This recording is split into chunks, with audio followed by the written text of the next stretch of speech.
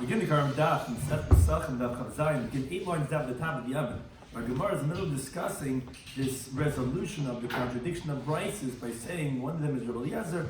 He's the one who says Zev is Asar. Our Gemara is trying to find where do we find that he says this halacha that Zev is Gar when you have one cause that's Asar, one cause that's Mutter, that the resulting thing is going to be Asar.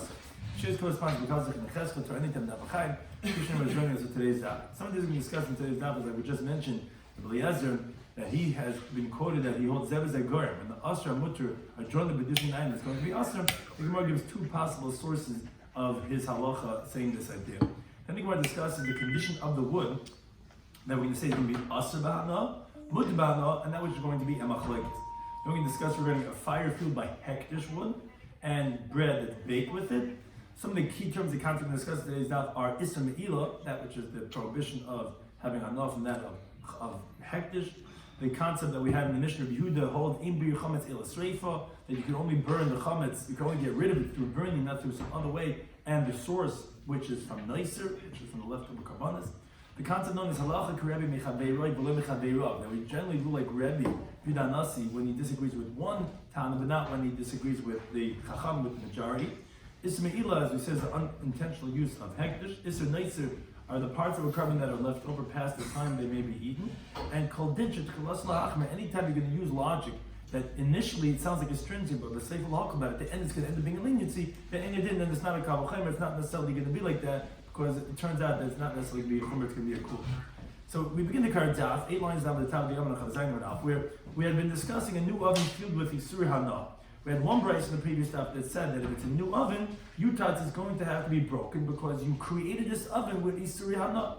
The second brace says no, whether new oven or old oven, Yutzan, all it has to do, it has to be cooled down. So I said that's a contradiction regarding a new oven and an old oven. Said the Gemara, it's not a contradiction. This is what's known as Zev Gar. Yes, you created this oven with Isuri Hana, so that's a Dvar Isser. Well, okay, you're not eating the oven, you can end up baking bread in that oven. When you're going to bake bread, you're going to use wood that is not problematic, that is not Isur Hana wood. That's going to be Zev Gar, the oven that's Isur Hana, with the wood that's not Isur Hana, are both going to be baking the bread. So that's a machlekes between Rabbi Eliezer and Rabbanan. Rabbi Eliezer holds Zev Gar when you have an Asr and Mutter item jointly producing something that's going to be Asr. And Rabbanan holds going to be Mutter. Where do we find that he says this? So we attempted to bring a raya from the previous top on the top of this Amid, which Gemara said not necessarily is it that case with the Sa'ir, that's both Truma and Chul and yeast that's fermenting. We said it could be not like the way Abai interprets it. It says the Gemara, it's Rabbi Eliezer that holds this halach of Zev Zegarim, that's going to be also of the Atzi Asher, of the wood of an Asher tree. It's not like the Mishnah, the second is the way these are. It says the Mishnah, not like man, that someone takes from the Asher tree, which is a tree that was worshipped as idolatry, of eitzim of wood from that tree, asur mana, that wood is forbidden that benefit from it because it's avodah zarah. Hisik ben nasatana, what happens if you take that wood from that cherry tree and you fire up in oven? So says the Mishnah like this: Chadash, if it's a new oven, yutatz, you have to shatter the oven because again it was created by this by the fire of this wood. Yashin, if it's an old oven, yutzin, you can let it cool down. Now, that's regarding the oven itself. Let's say alpha by sapas. Let's say you bake bread in that oven with the Isuri Hana, with that wood from the Asher tree. Asher Mana. That bread's forbidden to benefit from it. Let's say that bread that you baked in that oven that was heated with the wood of the Asher tree, you got mixed with other loaves of bread. And others with others, which says not to have like there's a cool and Asher Mana, they're all going to be forbidden to have benefit. Because it's Isuri Hana. Now we got mixed up in the Tarayim. Now, that is the Tanakama. Rabbi Eliezer, he holds very similar, but he holds one point that he disagrees with them. He says, he says, not true. You could take the benefit of the value of the firewood that you use to heat the bread. You could take that value and you could throw the Yam HaMelech into the Dead Sea, and then you'll be able to go ahead and use that bread because that Hana, you already took that value, deconsecrated, and you threw it away. To which Amalek said to him, ain't picking up like the Zara. There's no redemption for the Zara. You can't redeem, you can't deconsecrate the value of the Isur Hana you have in the bread, and then it's going to be us. Okay, but as Rashi points out, one thing that we see is that we hear from Rabbi Eliezer that as long as he didn't throw the Hana, the benefit that you got from the wood into the Yam HaMelech, Rabbi Eliezer would agree to Tanakama, both on his halachas of the new oven that you have to shatter it, and on the old one that you can just let it cool down, and on the bread being usher. Obviously, from the fact that you see that he says by the new oven you have to shatter it, that he holds Zev Zegar is usher, because why do you have to shatter the oven? When you end up baking bread in it, it's going to be with permitted wood. Obviously, he holds Zev Zegar is going to be usher. Now Rashi then goes through a whole cheshbon. He says, wait a second, and this that we had the Bryce in the previous daf that said the new oven, you just let it cool down, do like that. That's like Rabbanan. But disagree on Rabbi, and they say from the previous daf, because here both Tanaim are saying that it's going to be Asr, they hold the bread's going to be mutter because it's not considered the benefit of the fuel, even as a one cause. They don't hold it's a problem because they hold that you don't see the shvach eatzim in the pas. It's not here. You don't see any isser here in the bread itself. Showing the oven where you don't even eat the oven itself, and it's not only one cause. It's actually two causes. That and something else that happened. But then says Rashi that according to Rabbanan, why do you even need to let the oven cool down? But the bread is permitted that was baked with the firewood. So why do you even have to have the oven cool down? Says the Rashi, that's only after the fact. But the Ketchila, they did not permit you to go ahead and bake it in the heated oven that was heated with Isur Hana. And later on the Gemara is going to ask, so according to Rabbanan, would you ever have a problem of the eitzim of Isur Hana that's going to be biblically Asur? You're telling me that you don't see the shlach eitzim in the past, you don't see it in the oven, so why would when do you even have a problem of the eitzim being Isur Hana? But the same thing would be that you could explain that the halacha of the new oven that you should shatter, like the Tanakam of Rabbi Eliezer, or the Tanakam of Rabbi Eliezer saying right here clearly, says Rashi, yeah, but we don't know who he is, and therefore we'd rather say Rabbi Eliezer, and it really means him and those who he's disagreeing with it, because the Tanakam definitely holds that Chad Shutats, that's like the halacha that we're trying to say. There's a great message, we're just saying Rabbi Eliezer also holds like that, and they're just disagreeing about a side point. So therefore, that's what the Gemara wants to say, that you see Rabbi Eliezer holds Zev as a Germ Asa. Says the Gemara, when do you see that he holds Zev as a Germ Asa about the Zara? By idolatry, with Asherah tree, which is this oven that he said was heated with the Asherah wood, then you have to go ahead and share the new oven, even though it's going to be for the bread that you're going to make it in Zev as a Germ Asa. Oh, but that's maybe about Zev the Chama Isura, where that's a stringent Isra. Like the Zara is very stringent. The Shari Surim should have the other Isra in the Torah, let's say Climb and Arla, Mishamale, how do you know he's going to hold Zev as a Germ Asa? That's what we're discussing the previous stuff of Zev as a Germ, of the Klipe Arla, and by the Shibolim, by the stalks of the Kasha of the Klai Karim. Says, yeah, but Elam came. But if you're going to ask this question and say, oh, maybe Eliezer holds that Avodah Zarah is different, I'm on Taramya. Then according to who are you going to explain the Bryce in the previous daf that says by Arla you have to shatter the oven that was heated with Arla shells? Obviously, since we find no other Tana who says that is a Germ Aster, but Eliezer and his Tana Kama that he disagrees with in the sense of Avodah Zarah, and we see that there is an anonymous Mishnah that teaches you, but other instruments also can be like that, we must say to Eliezer, and that obviously he does not differentiate between Avodah Zarah and Navi Yisrael, because who else are you going to say is it not? Says the Gemara, but actually more of a hatan behad here. The Bryce explicitly says, "V'chein or Eliezer Oiser." Also, Eliezer says it's going to be Aser. B'chol Yisrael Shemetar, all Yisrael in the Torah. It's not only if you heat it with wood of an Asherah tree. It's any Yisrael that you heat. You can have to shatter the new oven because ultimately, when you're going to bake the bread inside of it, it's going to be Zev as a Goyim. He holds Zev as a Goyim is going to be Aser. Now, Amar Abaya says, "Im Tim Tzaloim." If you're going to find a Bryce that explicitly says this. That just like Rebbe, and this is going back from the previous daf, just like Rebbe holds that the bread that was baked with the wood of forbidden, something that's forbidden to have enough from what's called Yisrael, no, the bread's going to be Aser, so too he's going to say the oven's going to be Aser.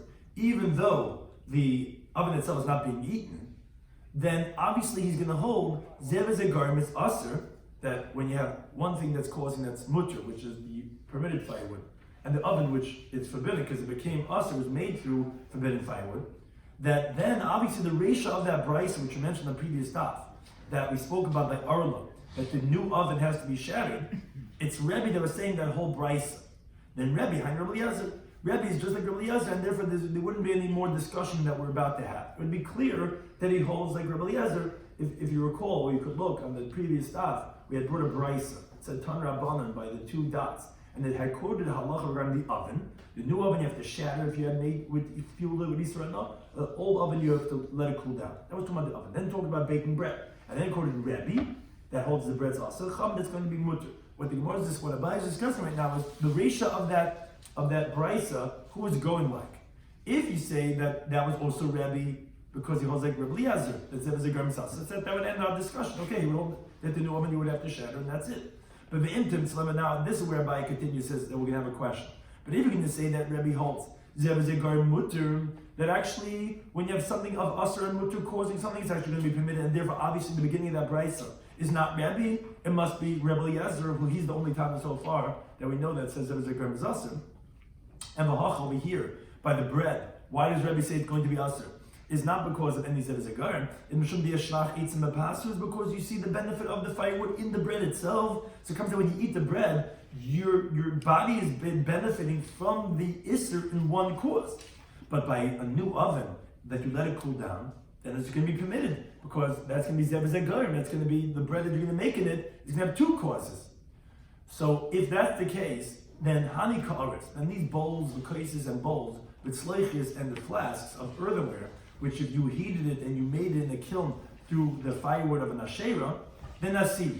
Then even according to Rebbe, it's going to be asa, because you see the benefit of the forbidden wood inside those vessels, because when you have benefit from bowls or cups, it's not with any second cause, it's that first cause that made it into a cup that you're going to have benefit when you drink it from that cup. It's not like an oven where you don't have benefit from the oven itself until you have a second cause.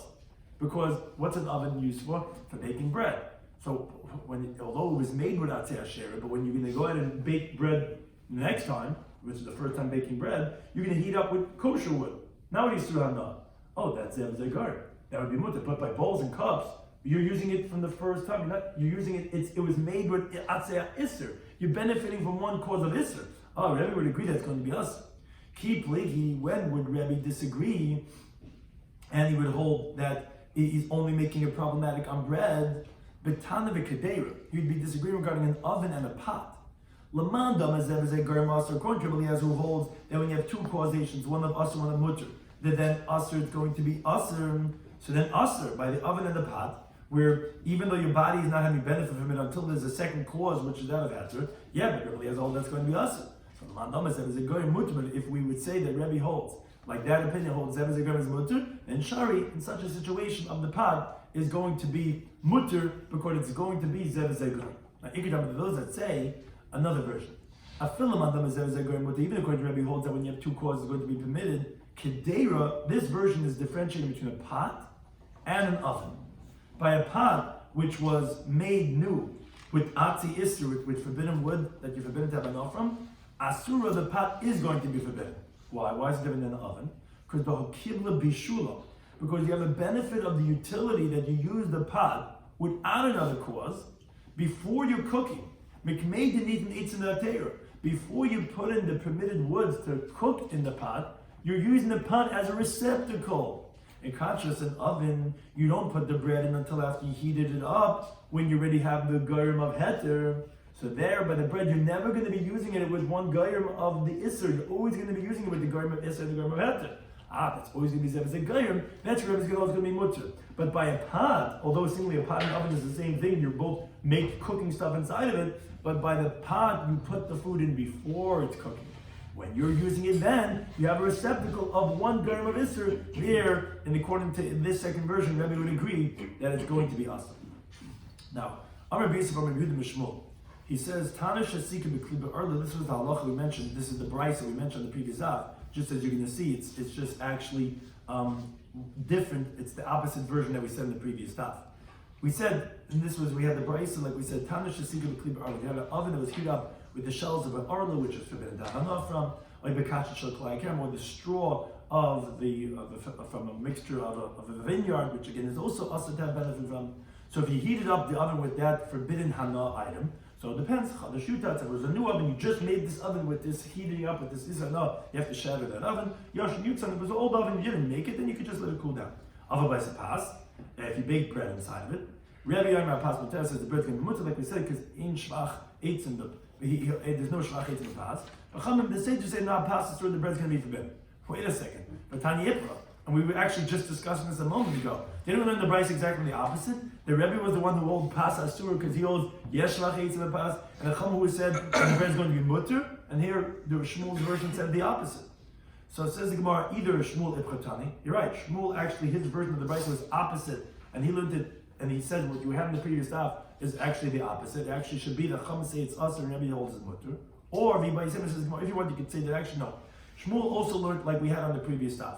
And he really holds that Rebbe is the one who says that's going to be us and the Rabban hold that's going to be mutter. So why did he go ahead and switch it around?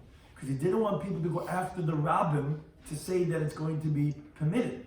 And that is because Alma in general by other machlekes when others disagree with Rebbe, Shmuel usually holds that even though halacha k'Rebbe mechavei roi, elsewhere in Shas it tells us general rules regarding halachas of who do you rule like. So the rule is that we rule like Rebbe when he disagrees with an individual time.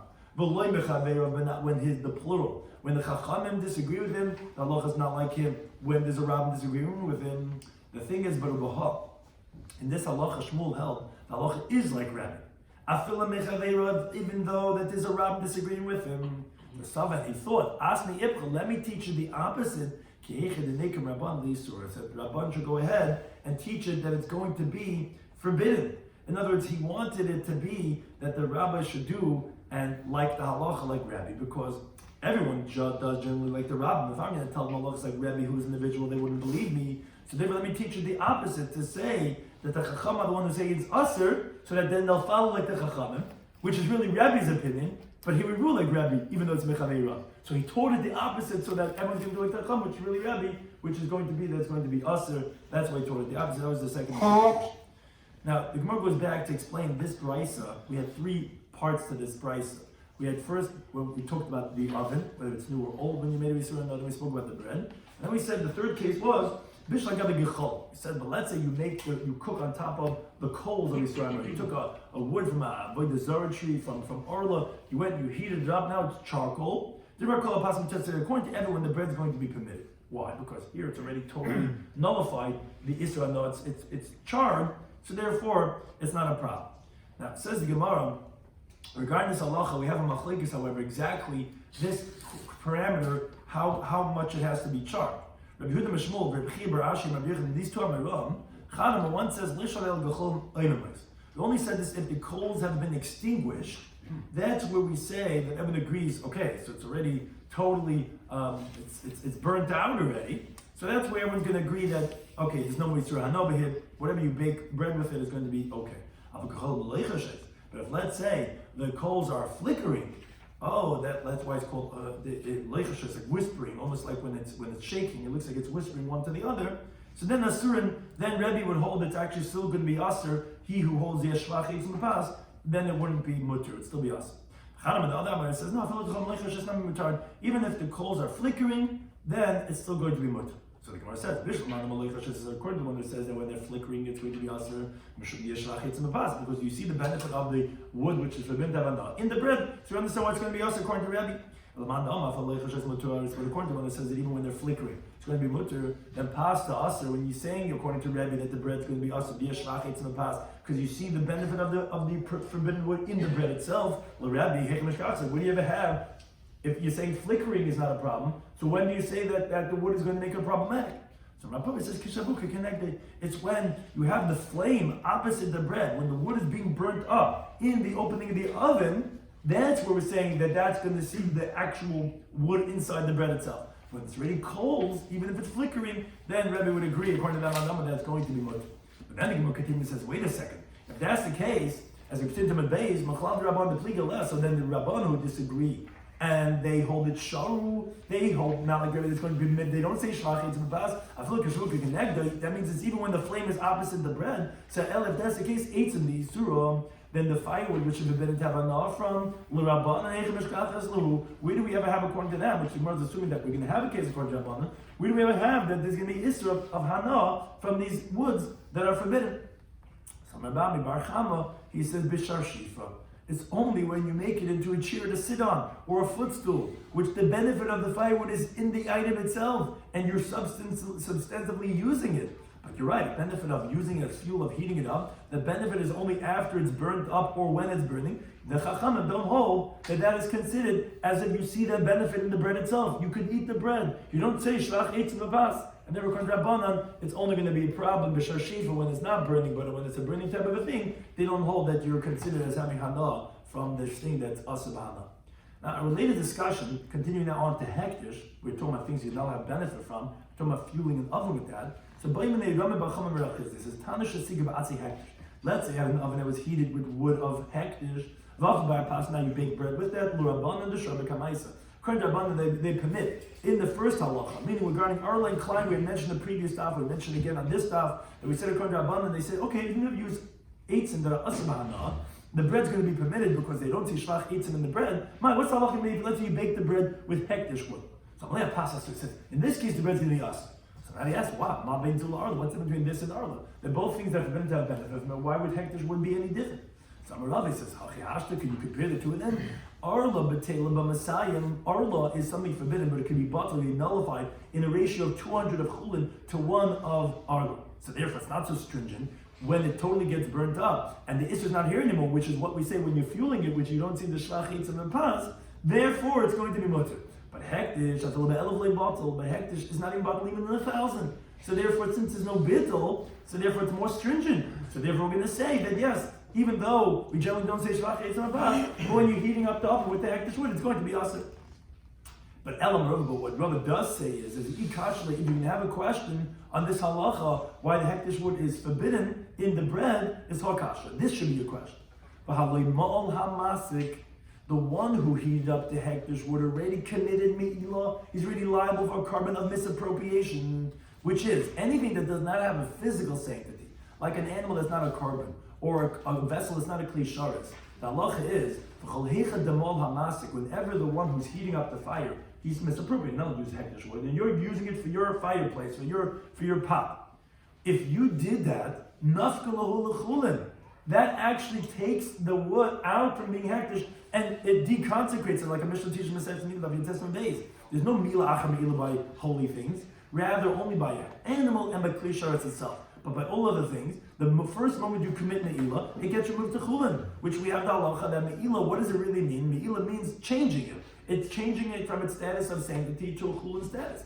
If so, says Rabbi, this should be the question. Why are you saying the bread's going to be usher, but before you put the bread over there, you first lit the wood. The moment you light it, you already took it from hektish to chulin. So why is the bread usher? If anything, you're cooking it in chulin wood, not hektish, because the moment you did the me'ilah, you made it to chulin. That's the question. Papa says, no, that's not difficult, because here we're talking about wood that was designated from the monetary value to be used for a carbon shlama, meaning they said that this wood, we're going to sell it and we're going to use its money to purchase a carbon shlama. So it has like the status of a shlama. Now, Kach and Kalam don't have a halacha of me'ilah. Why not? Because they're not considered Kach Hashem. Why isn't it considered Kach Hashem? Because all of the shlamim goes to the owner. Hektish Hashem only gets from the shlamim after the blood was thrown on the mizbeach, then the mizbeach gets the sacrificial part. But before you throw the blood, it's all owned by the owner. But there is a prohibition on having benefit from the shlamim. But from me'ilah, it's excluded from, as we learned in Saks me'ilah. So we're going by Rabbi Yehuda. According to Rabbi Yehuda, the moment that he says hektish, regarding hektish, b'shogig mischal, the halacha is regarding hektish. When you by mistake use the hektish item, that's when it gets deconsecrated.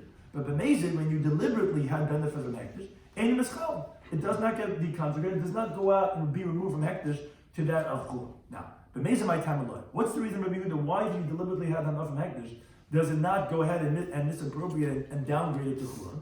Keep it a lot ilahu. Because the whole halacha of me'ilah in the Torah that said you get a penalty from benefiting from hektish is only when you did it by mistake. There's no halacha of me'ilah by memezid.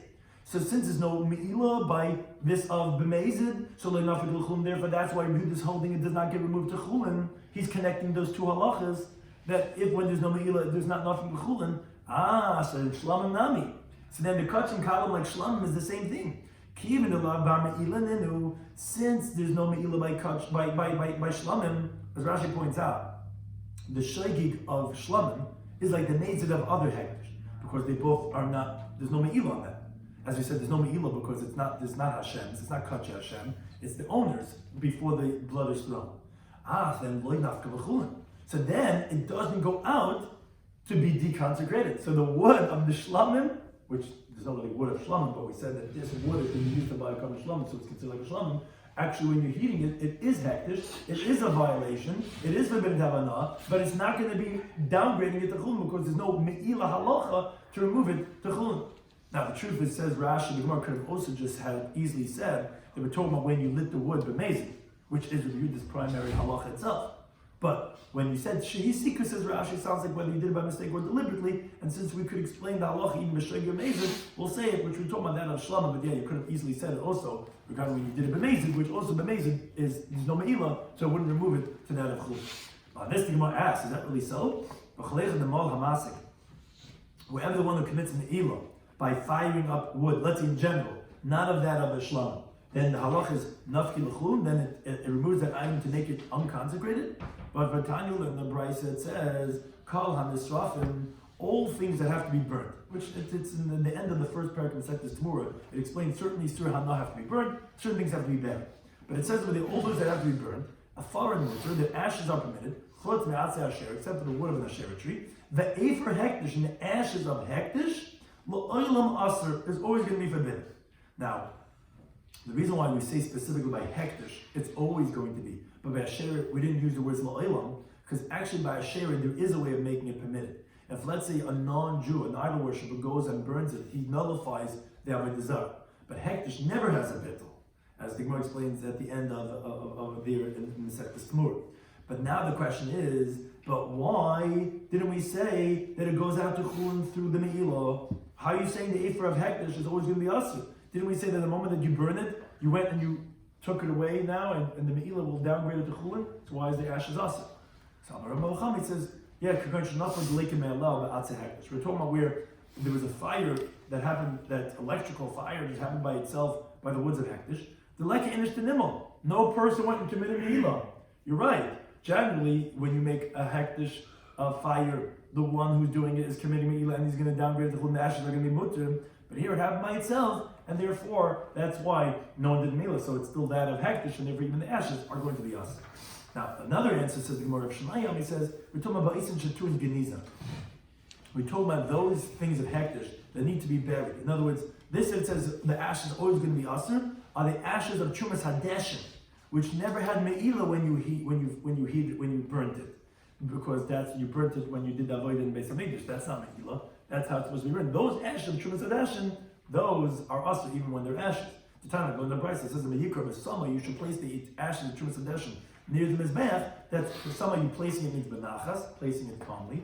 For some you should place it, which is cool, like all of it. And for some you should place it is the shleifaz, it should not be dispersed, but you see that it has to stay over there. And that's where we learn that it's going to be asr not even when it's ashes. That's a second approach to explain what was it talking about, that we said the ashes will remain asr. Then the Gemara goes back to Allah and the Mishnah of Chafal of Manal. Rabbi Yehuda, he had said, he said, the only way you could eliminate chametz before Pesach is by burning it. So Tanya in the Brisa elaborates on this halacha. Rabbi Yehuda says the way of getting rid of chametz is only by burning it. But then nicely he said, I'll prove it to you from Kal V'chaim, from logic. Uman noisif regarding the leftover carbon, which you're supposed to eat a carbon, let's say a toid or a shlam. A toid is 1 day and 1 night, shlam is 2 days and 1 night, whatever it is, you have a certain limit how much you can eat it. After that, it becomes nicest leftover of the carbon. She'enim value there's no isser of nicer, of not having it seen, not having it found. There's no isser of it being around. You're not allowed to leave it over its time. But once you do, it's going to ensrave that because you have to burn the nicer. So chametz, she'esh value so regarding chametz, where not only not allowed to leave it beyond its time, but if you do, you're violating value abayim matzeh, like kolshkin shatan streifa, isn't it a kolshkin? Isn't it all the more so that then you have to burn it? Which Amalei, they said to Rabbi Yehuda, no. Kodin shat done. Any time that you can make a logical derivation, that chilasai lahach, but then initially it's going to be a stringency, like over here. You're trying to say, oh, kavachayma, you have to be stringent. Chametz is very stringent. I'm going to bring another stringency. Not only that it's usher, you're going to have to go ahead and burn it because you see it has value abayim matzeh more than nicer. Yeah, but if seif lahakal at the end, it's going to end up being, if you turn out, you create a situation that although you seem to be making it worse, it's actually like a leniency, then ain't a din, then it's not a din, it's not a kabbalah, it's not logic, because what you think is a stringency, you're actually being lenient, as the Gemara explains. What happens if the guy doesn't find wood to burn it? He's going to sit and he's not going to go out and do anything? In other words, Rashi points out, although the Gemara actually sent up Yebez and Bez, according to Yehuda, once it reaches the time of Bir Chametz, you actually could get rid of it in any single way, but it's still a leniency for someone, let's say, wants to leave within 30 days, where it's Teichmanai, it's not yet when it's Aser. And he has to really get rid of it within 30 days. But he has no wood to burn it. He's just going to sit there, he's not going to burn it, because you're telling him he could only get rid of it by burning? But Vatayra says Tesh Bisa Semi Potato, you have to get rid of the yeast from your house. You have to get rid of however you could get rid of it. So it comes out when you think you're making a stringency, you actually make a leniency. Because now he's not going to go get ahead and get rid of it, and then the other way. He says, I can only burn it. Fine, so I'm not going to do anything. So therefore, that's not a din, that's not a kabbalah, and that cannot be a derivation. So Chazar Yehuda b'dani denach. So Yehuda went and he tried to learn it out not from a kabbalah, rather than Gzeir Shava. Or Gzeir Shava, that works whether as leniency or whether as stringency, you always go based on Gzeir Shava because that's Gzeir Sakasa. You can't ask the question, Tchilas Lachim B'Seif L'Hakol. That's all about Kal Chaymer. Kal Chaymer is based on, well, you have a Kal and a Chaymer. And if the Kal has the Chaymer, then the Chaymer has the Chaymer. But we're not going Kal Chaymer, we're going Gzeir Shava, which is like this. Noiser Asabachila, it's a noiser, you're not allowed to eat it once it's already left beyond its time. And Chametz Asabachila, Chametz also forbidden to be eaten. Ma noiser, just like by noiser. This is what's called a Mametzina, which is like a Gzeir Shava. That just like when they said for that you burn it, you're going to burn it. But Amalei said to him, okay, you got us. It's not a kavachem anymore. It's a mametzinu. It's a gzeir shava. You're comparing the two halachas. But a dead animal will disprove your logic. Because it's also forbidden to be eaten. But the animal doesn't have to be burned. So don't tell me you can learn now from Neiser, they both can be eaten, so there has to be burned. Here you have Nevela, it also can be eaten, but it's not burned. Amalei said, no, Hefresh, there's a difference. Neiser asabachila ubana. And this is when the Gemara keeps on upping the ante. Rabbi Yehuda keeps on answering them. He says, no. Nicer, now I eat and I'll have benefit. But chametz also you can't eat and you also can't have enough. Ma nicer translated. Therefore, just like nicer, you have to burn it. Chametz translated. So the chametz you have to burn in contrast to nevela. You can't compare to nevela. The male doesn't have enough. So I have 2 points that I'm comparing to nicer versus nevela only has 1 point. So you're going to have to burn. Amalei said to him, okay, we'll up in the ante too. Sharanisku yichia. What do you mean? We're going to disprove it from the shiur that killed the person that has to be stoned. It also has to be valid. It's also to be eaten and to have benefit, and it doesn't have to be burnt. So therefore, also over here, we have the 2 points. It doesn't have to be burnt. So Amalei says, no, Hefresh, there's a difference. He's up in the ante one more. He says, there's 3 things that Neisa has. You're not allowed to eat it, now benefit, and if you do eat from it, the punishment of cars. Chametz also has those 3 variables. In contrast to Shar Niskal, it doesn't have carbs. So man is just like when they say it has to be burned, Chametz also Chametz has to be burned. So Amalei, they keep on responding. They also up the ante. They say, wait a second. The fats of the Shar Niskal will disprove it. The fats, which are forbidden to be eaten, of the Shar Niskal, those fats now eat, not benefit, and it's punishment of carbs. And the aim time it doesn't have to be burned. So therefore, then you can say the same thing regarding the case of chametz too. Maybe chametz doesn't have to be burned. So the Gemara continues the topic of Chazar Medalf. Chazar Yehuda goes and he comes out from a different angle. He says like this: Noiser, by the leftover of a carbon, yesh mebal tesilu. He comes up with a new idea. Says there's a problem about leaving it over. That's what Noiser is. And the chametz mebal tesilu. Chametz also is the problem of leaving it over, which that's really what, like Rashi explains, is bal yura bayimatze. You can't see it beyond its time, now we'll leave it over. So therefore now, man is this way, and you can't come from the Nevela and all these other things, none of them have leaving over beyond the designated time. So now that's my Gzeir Shava. Man is this way, just like nice has to be burned. And Chametz has to be burned. Which Amalei, they responded to him, they says, no. Asham Talei, what's Asham Talei? Asham Talei literally means say a suspended Asham, which is when you have a suffix regarding if you violated a chiv of cars. For example, let's say in front of you there was permitted fats and forbidden fats, called chayil and shul. And someone by mistake, he didn't know which one he ate from. Now, if you go ahead and if there's the slaughter and there's a psul or neiser, we have a machlekes from Yehuda and Rabbanan at the end of the first pregnant sentence tomorrow. According to Yehuda, you have to bury. According to Rabbanan, you have to burn. If there's a psul or if there's a neiser in the asham tali, meaning there's 2 parts. When do you bring Asham Tali? When you're not sure if you committed a chiv of cars or not. Fine. You gotta bring Asham Tali. Now this Asham Tali, if let's say it becomes invalidated, or let's say it's left over beyond this time, what do you do with it?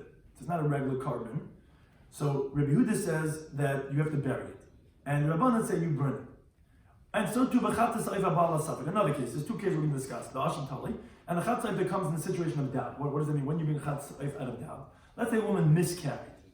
And we're not sure, was it a child, was it not a child? Not sure was it already, let's say, after 40 days or not. So she doesn't eat kachim, because maybe she had a child, until she brings her kapara, which is the alleged to bring her carbon. Now, the oila comes with a stipulation. She says, if I gave birth, so this is my obligation. If not, it's an adava. Now, the thing is, you can't really bring a chatas oif that's regarding the oila. A chatas oif, an oila you could bring as an adava. A chatas you can't bring as an adava. What do you do with the chatas oif that the woman has to bring when she gives birth? So that she brings out of doubt. And there's no problem about bringing chulin to the azar because we learn that from the Sukkah Mesechtes Nazar and Avchotes and Al that you're allowed to bring it. But the thing is, you're not allowed to eat the chatas oif because maybe it's chulin. And the kohen, when he would do malika, which he takes his thumb and he takes his big fingernail, he cuts the nape of the bird. That malika, if it's chulin, makes it into nevelik. So that's not shita. It only works for kachim. So regarding the chatas oif abal asavik, the machlikish b'rin rabbanan in the last paragraph says this tomorrow. That the Tanakhama says you burn it. Rabbi says no, you throw it into the canal that runs through the Beis Hamikdash. So say the Chachamim regarding the Asham Tali, and the Chat says Abala Safik. Lidvarechu yechichu. Your own opinion will disprove you, not like you're saying.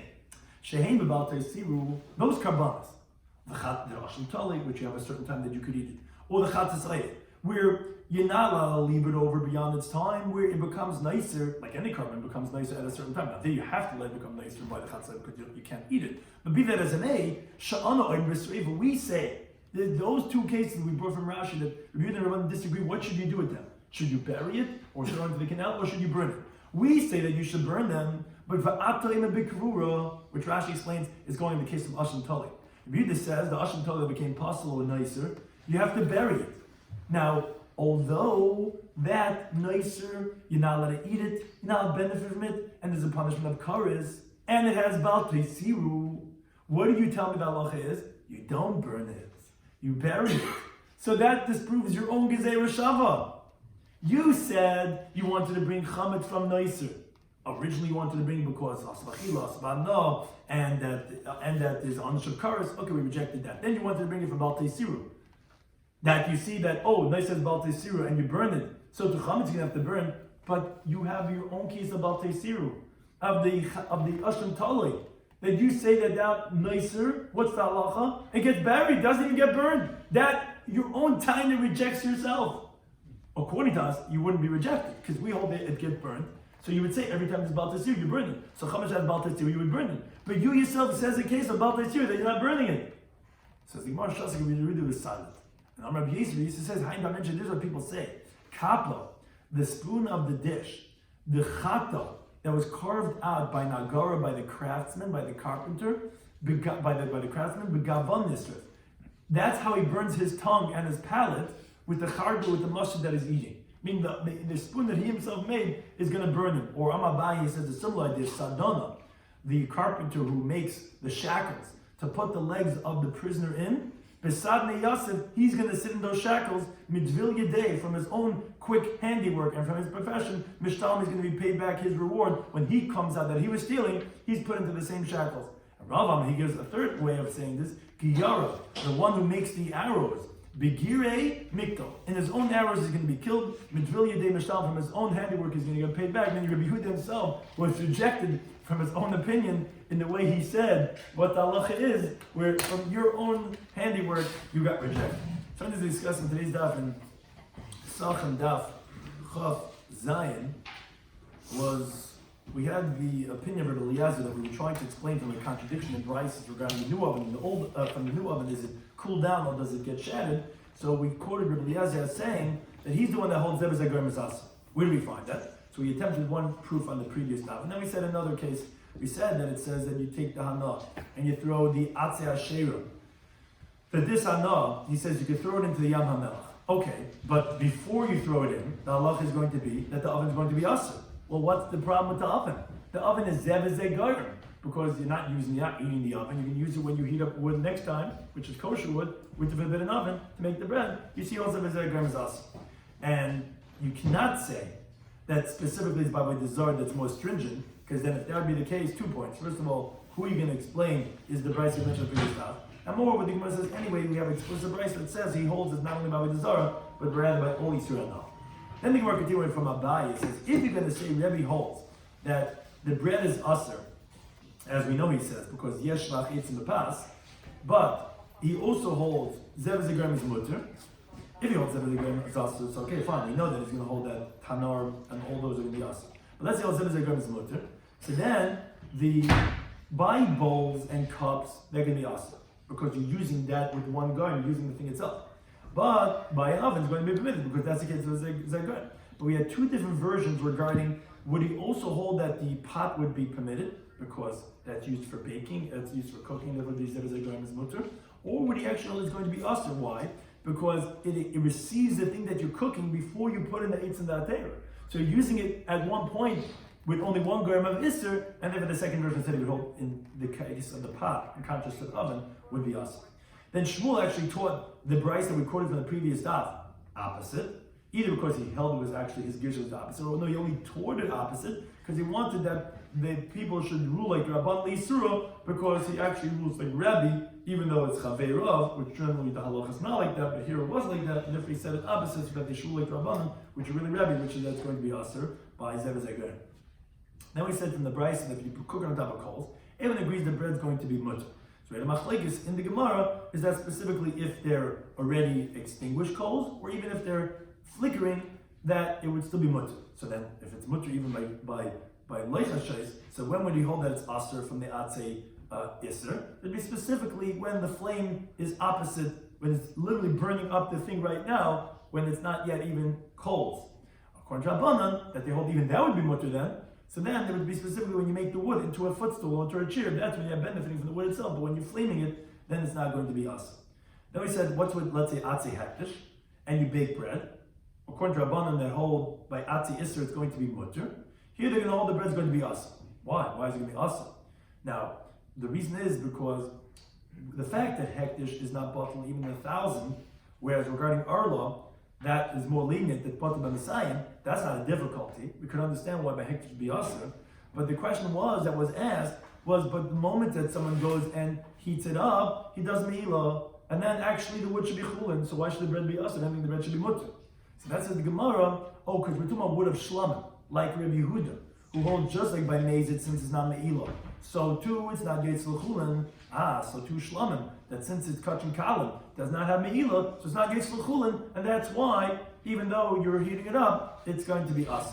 Now how could you say that generally by hektish, once you maul, it goes out to chulin? You know we have a bryce that says that the ashes of hektish are always going to be aser? How can you say it's always going to be aser? I thought the moment that you heat it up, you already did me'ilah, it's already chulin. So there are two approaches, either that a fire happened by itself, electrical fire, whatever this and that, so therefore no one did me'ilah. We're talking about by those that need geniza, mean regarding the ashes of the Trumas Hadesh. Those ashes actually with no me'ilah, it became ashes actually through doing the mitzvah, and that actually even us about even afterwards. That's what the case of ashes we're talking about that Allah going to be us. Then we went back to Allah the Mishnah of that says the only way you could get rid of it is by burning. So the Gemara says there's no kabel chayma from Neisser that by chametz there's no bal yirah. By Neisser, there's no value on, you need to burn it. And so too for sure by chametz, because no, it's going to end up creating a leniency, because if you don't find wood to burn it, you're not going to do anything. So that's not a good kabel chaymer when tchilas l'hafim l'sef l'hafim. Rather, we said from Gzeir Shava. Now, l'maskana, what is Gzeir Shava? Where the Gemara rejected from the fact that Issa Chila and from Issa Noah and also from that of Karas, because we kept on bringing other things that have those variables and they don't have Sreifa. Rather, the maskana was that both of them are Balta Siru. And therefore, just like Neis has to be burnt, so too that of Chametz. And nothing else is Balta Siru. Problem is, Rabbi Yehuda was rejected from his own opinion.